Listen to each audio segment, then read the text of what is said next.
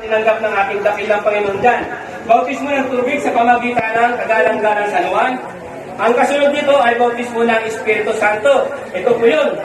Kung makikita nyo, open yung langit, nagbukas yung langit, no? Bumaba yung Espiritu Santo na nag-anyong kalapati. Yun po yung Espiritu Santo po yun. Yun yung tinanggap niya yan, yung bautismo ng Espiritu Santo. Bakit po kailangan natin ang bautismo ng Espiritu Santo, mga kaibigan? Dahil ito po yung katuparan ng ating mga pangako na maglilingkod sa ating dakilang Panginoon habang tayo ay nabubuhay. Yan po yung pangako natin. Ang bautismo ng tubig, ang bautismo ng Espiritu Santo at apoy. Bakit? Nariyan na po yung pagpapakababa, pagpapakasakit, at paglilingkod sa Diyos at sa ating kapwa nang walang anumang kabayaran sa bawat isa sa atin. Kaya nga po, tugma po yung ating nakalagay sa tawag na kawang gawa, pag-ibig at pananampalataya, ibigin ng Diyos una sa lahat. Kaya po yung tinatawag na napakahalaga na mayroon tayong bautismo ng tubig at bautismo ng Espiritu Santo. Ngayon, ito po ang mahalaga pa, isa sa pinakamahalaga. May natanggap tayo na bautismo ng tubig at bautismo ng Espiritu Santo. Ito ba ay tunay? O ito ba ay totoo ang natanggap natin? No? Na bautismo. Para malaman natin ang totoo, ano ang dapat natin gawin? O ano yung mga kasubali nito para malaman natin ang bautismo nito? Ayon dito sa banal na kasulatan, bago po umakyat ang ating dakilang Panginoon sa langit, ay nakipagkita muna siya sa kanyang mga alagad. Ibig sabihin po nito ay medyo pinaskort ko na o pinag-iksi ko yung kwento na ito. Ang Panginoon po mga kaibigan, nang siya ay nabubuhay pa dito sa sanlibutan,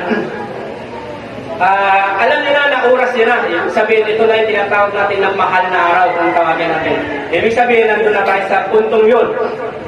Sabi niya sa kanyang mga alagad doon sa huling hapunan kung tawagin, ako mamamatay at sa ikatlong araw ay muli akong mabubuhay.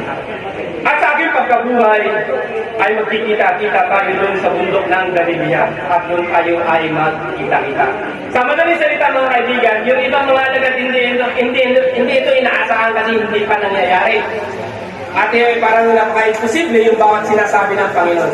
Sa madaling salita mga kaibigan, nangyari nga. At yun po, hinuli na ating dakilang Panginoon. No? Hinuli na siya doon sa Getsemani, habang siya doon ay nananalangin, hinuli siya at dinala na doon sa Poncio Pilato. At doon pinakusahan na siya roon, nilitis na siya, hanggang sa dinala siya sa tinatawag na Kalbaryo, bungo ng Kalbaryo, doon sa tinatawag na pagpapakubal sa kanya. At sa madaling salita mga kaibigan, namatay na ang ating dakilang Panginoon doon sa kanyang pagkapako sa cross at inilibing na siya. Pagkalibing, pagdating ng ikatlong araw, ito na po yung tinatawag na kanyang tinatawag na pagkabuhay na muli ng ating dakilang Panginoon. Halimbawa, araw ng linggo, o halimbawa, yun. Pagkabuhay na ng ating dakilang Panginoon. At yun na po, ang isa sa mga bagay na nagkita-kita na po ang Panginoon at ang mga alagad doon sa bundok na Galilea. Ngayon, sa madaling salita mga kaibigan, habang sila ay nagkita-kita doon, ito po, kaya dito nyo po malalaman kung ano yung tinatawag na kapangyarihan ng mga alagad o kung paano natin malalaman kung totoo nga ang natanggap natin na bautismo sa bawat isa sa atin. Basahin po natin dito sa Ebanghelyo ng Kagalang-galang San Mateo sa Kapitulo 28, versikulo 18 hanggang sa sumusunod. Umpisa na natin sa 16 mga kaibigan. Umpisa po natin sa 16. Ito po yun. Ang sabi dito, dadapatan si Paroon ng 11 alagad sa Galilea, sa bundok na sa kanila itinuro ni Jesus. Kaya ito po yung dati ang pinikwento ko nung nauna. Kaya sabi niya, dadapatan si Paroon ng 11 alagad sa bundok na sa kanila itinuro ni Jesus. At nang sa kanilang makita ay kanilang sinamba siya, dadapat ang ilan ay nag-aalinlangan. Doon na po yun sa bundok ng Galilea mga kaibigan. Ngayon sabi niya ng Panginoon, at lumapit si Jesus sa kanila at kanyang ginausap na sinasabi, ang lahat ng kapamalaan sa langit at sa ibabaw ng lupa ay naibigay na sa akin. Yun po ang sabi. ay ibinigay na sa akin. Sabihin, binigay na sa Panginoon Hesus dahil nagtagumpay siya, ipinagkaloob na sa kanya yung kapangyarihan, kapamalaan sa langit at maging dito sa sanlibutan. Ibig sabihin, sa panahon natin ngayon, ang makapangyarihan sa lahat ay ang ating dakilang Panginoon sa Kristo dahil pinagkaloob na sa kanya ng Ama ang kapamalaan sa langit at maging dito sa sanlibutan. Ngayon, sabi ng Panginoon, dahil dito, magsiyahan nga kayo at gawin ninyo mga alagad na sila inyong bautismuhan sa pangalan ng Ama, ng Anak at ng Espiritu Santo. Kita niyo po?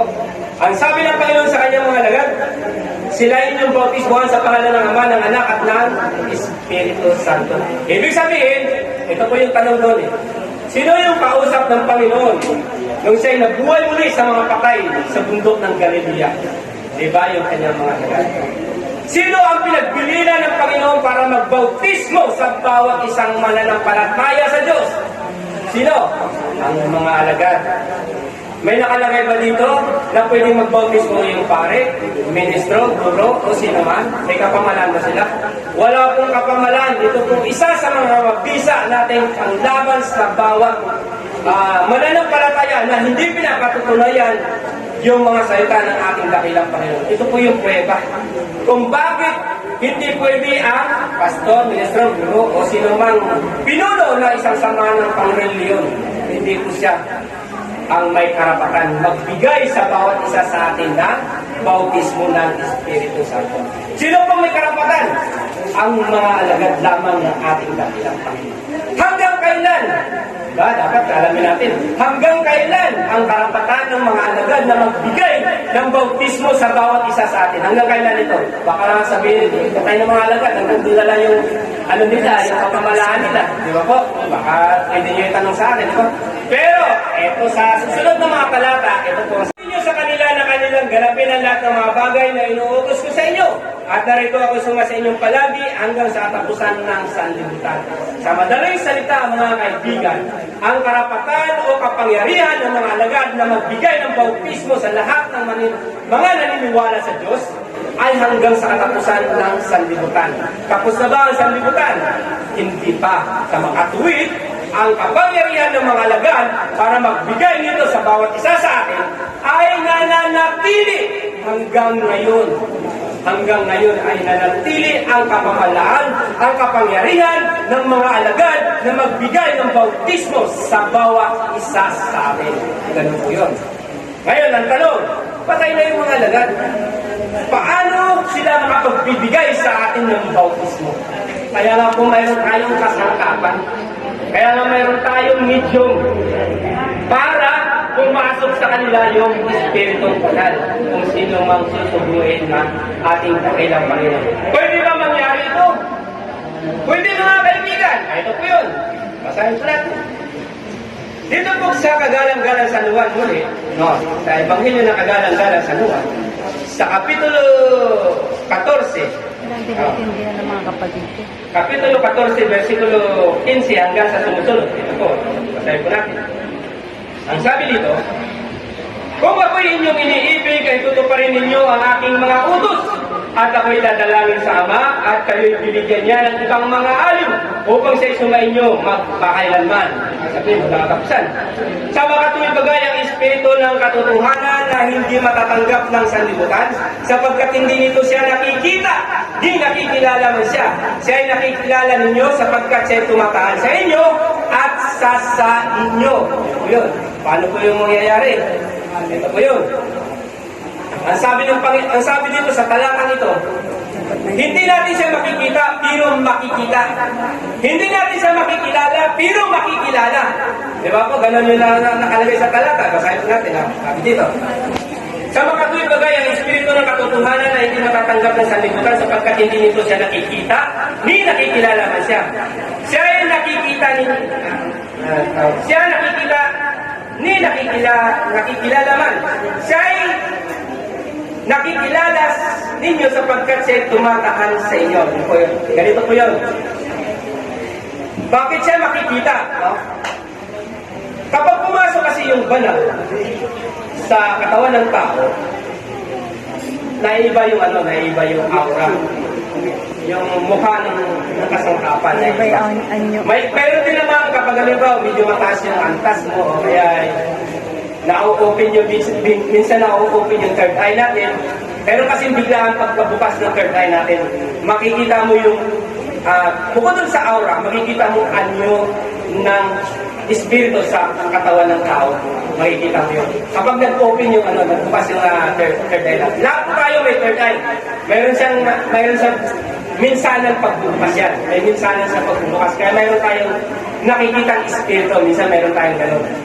Yan po yun. Papasok sa room at naiiba yung aura. Kaya nasasabi sa banal na Biblia, na salita na nakikita. Pero hindi siya nakikita, pero makikita nyo.